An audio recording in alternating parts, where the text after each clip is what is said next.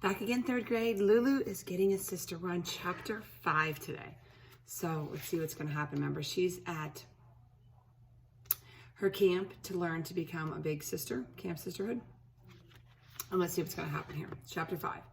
After Calming Debbie had shown off and sent off the little kids, she handed out a list to each SIT, a list of sisterly tips that would help to assure them. She assured them of a wondrous life-expanding time at Camp Sisterhood.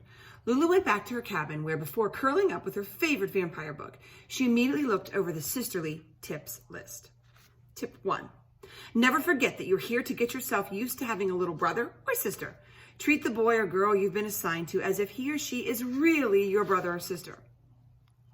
Try to find things to love, no matter how hard it is to find them, about your little brother or little sister. And always try to remember there are things he or she finds hard to love about you. What kinds of things, Lulu wondered, would a little brother or sister possibly find hard to love about her? She couldn't think of any, not one. Tip 2. Try to choose activities that you and your younger sibling will both enjoy. If these involve competing with each other like racing or board games, be nice and let her or him win some of the time. This tip made no sense to Lulu, who wondered how, if she was competing, she could be nice, especially because it was hard enough for her to be nice when she wasn't competing. Tip 3.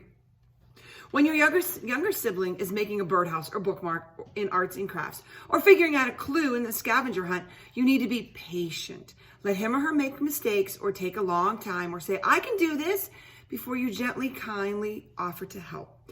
No rolling of the eyes.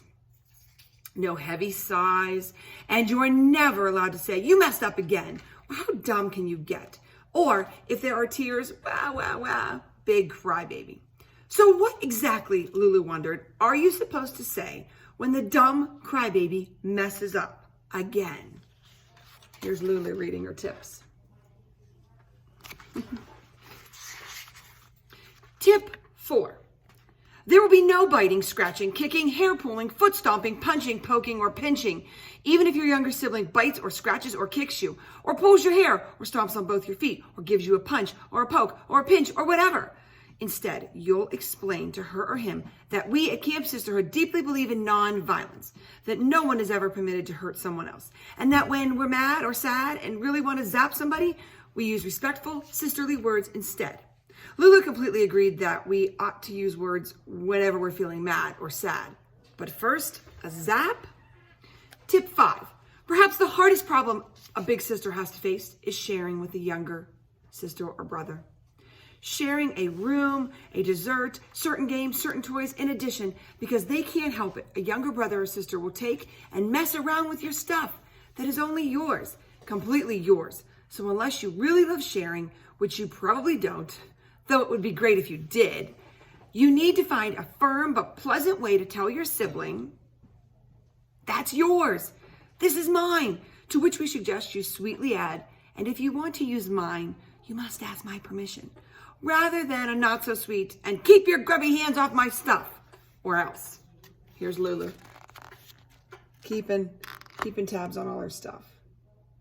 Lots of tips they have to follow here. Lulu had no intention of letting anyone's grubby hands get anywhere near her stuff.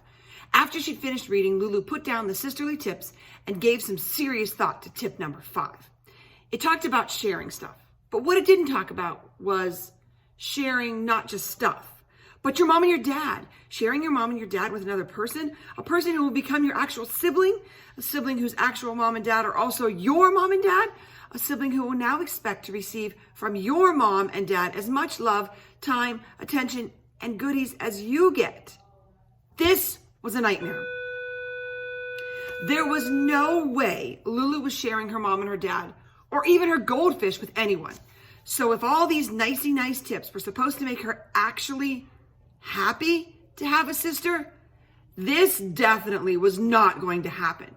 There'd be no finding things to love or enjoying or kindly and gently. There'd be no patiently waiting, no offers to help. In fact, if they were giving a prize for the worst SIT in the history of Camp Sisterhood, Lulu was determined to do her utterly, totally Luluist best to win. Chapter 6. She's not a happy camper. See you next time.